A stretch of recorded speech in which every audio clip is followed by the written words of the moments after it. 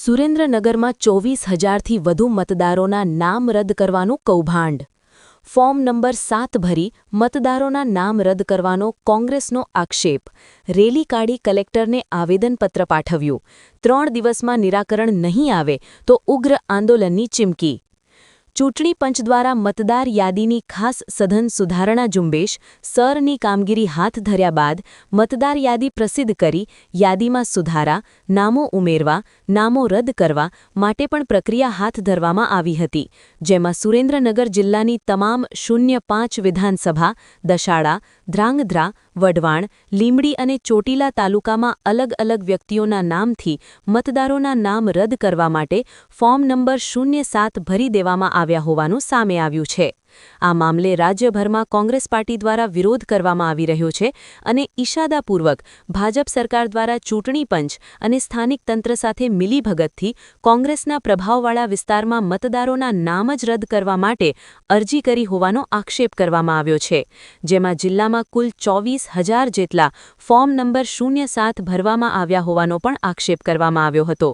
આ મામલે જિલ્લા કોંગ્રેસે શહેરના બસ સ્ટેન્ડ પાસે સભા યોજી કલેક્ટર કચેરી સુધી પદયાત્રા અને રેલી યોજી જિલ્લા કલેક્ટર કચેરી અને એસપી કચેરી ખાતે આવેદન પાઠવી ઉગ્ર રજૂઆત કરી હતી અને મતદારોના નામ રદ કરવા માટે ફોર્મ ભરનાર તમામ વ્યક્તિઓ સામે અલગ અલગ કલમો હેઠળ ગુનો દાખલ કરવામાં આવે, ફોર્મ ક્યાં પ્રિન્ટ કરવામાં આવ્યા, સોફ્ટવેરની તપાસ, ફોર્મ નંબર 7 કોણ જમા કરાવી ગયું, ફોર્મ ભરેલ મતદારોના નામ રદ કરવાને બદલે યથાવત રાખવામાં આવે તેથી માંગ સાથે ધરણા યોજી ઉગ્ર વિરોધ કર્યો હતો.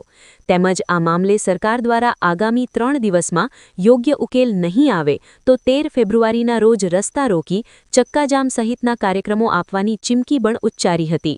આ તકે જિલ્લા કોંગ્રેસના આગેવાનો અને કાર્યકરો ઉપસ્થિત રહ્યા હતા. બ્યુરો રિપોર્ટ, સમય 24 ન્યૂઝ, સુરેન્દ્રનગર.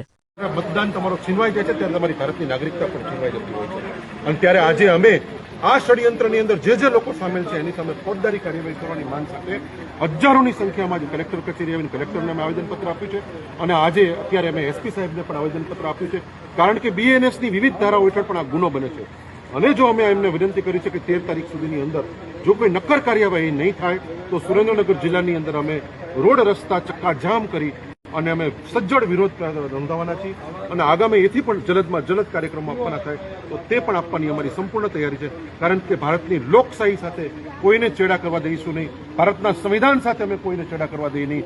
અમે ભારતીય જનતા પાર્ટીની જે મેલી મુરાદ છે એને ક્યારેય અમે પૂરી થવા દઈશું નહીં. અમે અંતિમ શ્વાસ સુધી લડવા માટે મક્કમ છીએ. કેટલા ફોર્મ ભરાણા છે અંદાજે? સુરેન્દ્રનગર જિલ્લાની અંદર લગભગ 24,000 જેટલા ફોર્મ ભરાણા છે અને એની અંદર જે પ્રિન્ટેડ ફોર્મ થયા છે, સોફ્ટવેરથી થયા છે, એમાં એક શંકા એવી પણ છે કે ક્યાંક ચૂંટણી પંચની ઓફિસમાં તો આ ફોર્મ નથી પ્રિન્ટ થયા ને, કારણ કે આવો સોફ્ટવેર કોની પાસે હોઈ શકે? એક સાથે હજારોની સંખ્યામાં ફોર્મ કેવી રીતે પ્રિન્ટ થાય? એટલે જો ચૂંટણી પંચ આમાં સામેલ ન હોય તો ચૂંટણી પંચે આની CID, CBI, LIB જે કોઈ તપાસ સોંપી તપાસ સોંપી અને જે કોઈ ગુનેગારો આની અંદર સામેલ હોય એની સામે તાત્કાલિક કાર્યવાહી કરવાની અમને ફરજ પડશે. અન્યથા અમે જલદમાં જલદ કાર્યક્રમો આપશું. રોડ ચક્કાજામના 13 તારીખનો અમારો કાર્યક્રમ નિર્ધારિત છે.